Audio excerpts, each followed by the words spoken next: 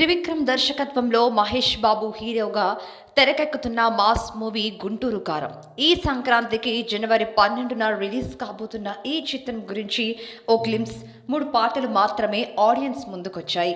అయితే అభిమానులంతా ట్రైలర్ కోసం ఎంతో ఆశగా ఎదురు చూస్తున్నారు. నేడు ప్రీ రిలీజ్ ఈవెంట్లో ఈ ట్రైలర్ని గ్రాండ్గా రిలీజ్ చేయడానికి ముందుగా ప్లాన్ చేశారు.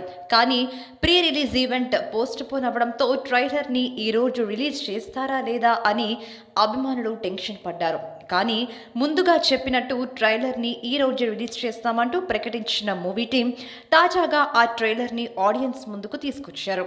ముందు నుంచి చెబుతున్నట్టే ఈ సినిమాలో మహేష్ బాబుని ఊర మాస్ రోల్లో చూడబోతున్నామని ట్రైలర్ చూస్తుంటే అర్థమవుతుంది. కాగా ఈ మూవీ ప్రీ రిలీజ్ ఈవెంట్ని హైదరాబాద్ నుంచి గుంటూరుకి మార్చినట్టు తెలుస్తుంది. ఈ నెల 9న మంగళవారం నాడు ఈ మూవీ ప్రీ రిలీజ్ ఈవెంట్ గుంటూరులో ఘనంగా జరగబోతుందని